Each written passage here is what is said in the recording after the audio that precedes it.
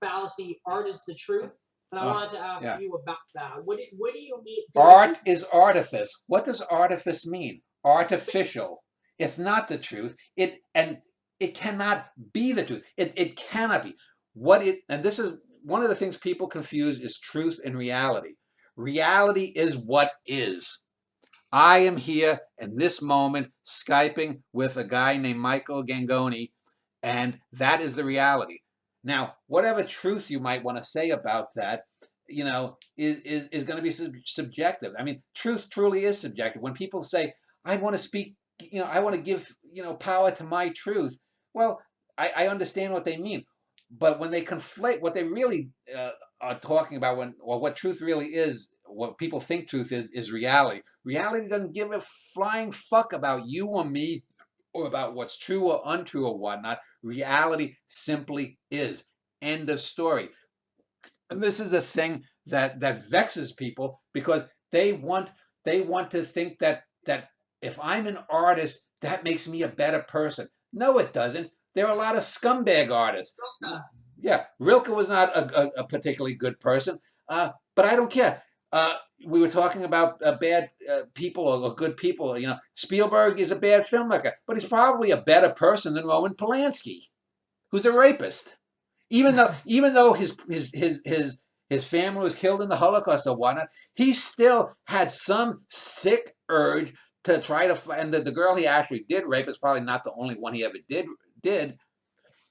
But there's something wrong with him. I wouldn't want to hang out with Roman Polanski, but if I had an opportunity to Skype with him and talk to him about film technique, I can separate that. You know, but people think that if I'm a poet, that means I'm a good person. And people want to be accepted. We're social animals. So we want to daisy chain and yank each other's cranks as we're passing around the bananas in our little circle jerk. But that doesn't do anything of any value for anyone who can't be in that circle jerk. Well, that's what's really fascinating to me is that I read a New York Times article about I think there was a composer who was Jewish and he was conducting music by Richard Wagner. Oh, Wagner. sin.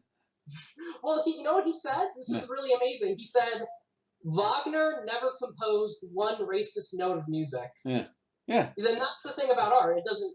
I always thought that great art doesn't matter as long as the art is great. It can apply to anybody. Yeah. Look, I've said a similar thing. Suppose in some archive in Vienna, where I believe Hitler studied painting or whatnot, it turned out that Hitler wasn't only a mediocre painter, and he wasn't a terrible painter like people said. If you want, he was certainly a competent painter. But let's say he also wrote some poems. And Hitler was too fucked up to realize he had more talent in poetry. Both Stalin and Mao wrote poetry, but they were not good poets. But let's say Hitler was maybe not Rilke great, but let's say he was at the level of a good, solid, competent poet like, what's his name? The guy, Mark Van Doren. Mark Van Doren is one of the most solid, excellent poets you're going to find. But he never really wrote anything that is unadulteratedly great. Maybe one or two things you could argue were great, but his poems were consistently good. Let's say Hitler was a consistently good poet.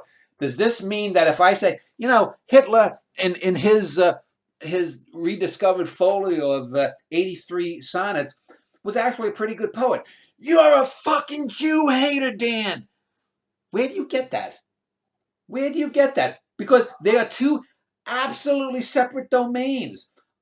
Because I say Rilke was a great poet doesn't mean that I support the fact that he was a lousy father and an unfaithful spouse. Because I say that Einstein came up with great physical equations does not mean that I support the fact that he was again a bad father and a terrible husband. These, but people people have to put in boxes, and they don't think well.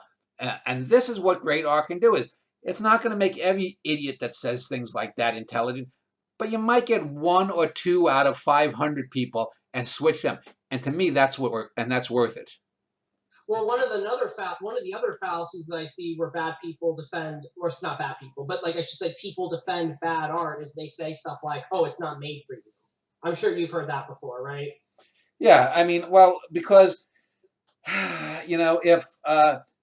if I read Maya Angelou's Doggerel and I'm not a black woman, I just don't get it. No, I get it because the common currency, if we remove Maya Angelou's name and we just look at the words on the page, it's Doggerel.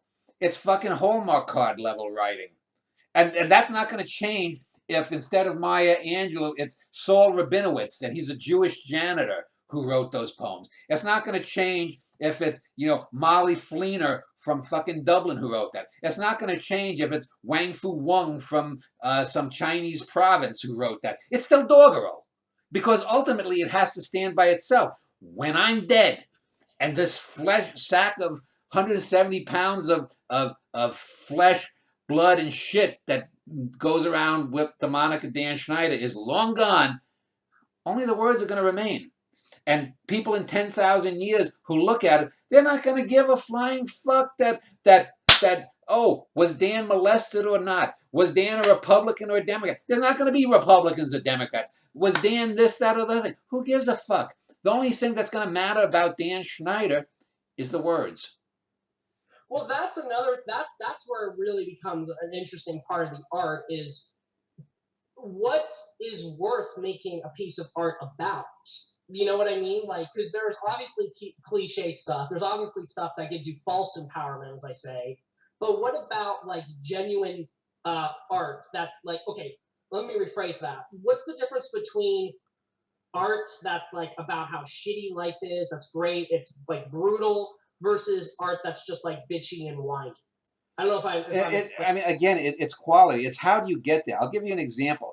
I just finished a 5-play run on King Arthur, the Arthurian mythos, and I redid it all, and it's fucking great.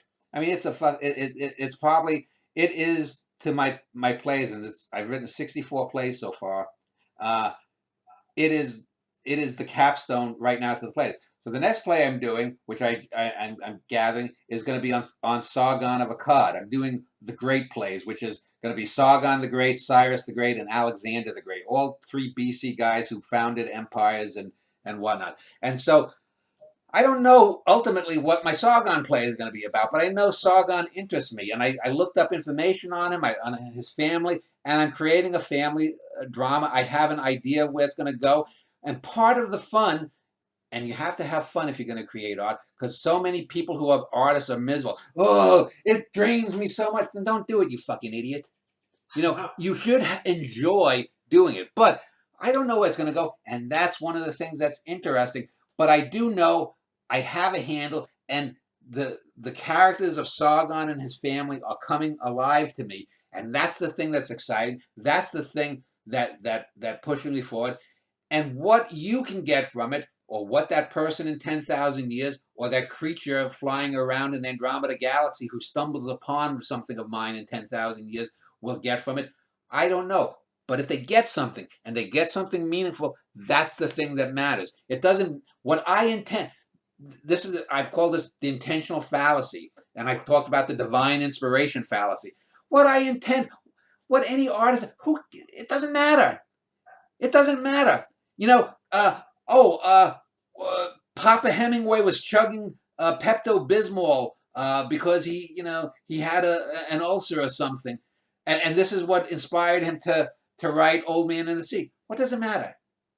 What I mean, again, this is trivia. This is footnote, and this is one of the bad things about biographers and these would-be hagiographers and myth makers is that this shit doesn't matter, and they don't realize it. But we live in such a navel-gazing culture that we equate. Imagine if Andrei Tarkovsky's personal life were treated like Beyonce Knowles's.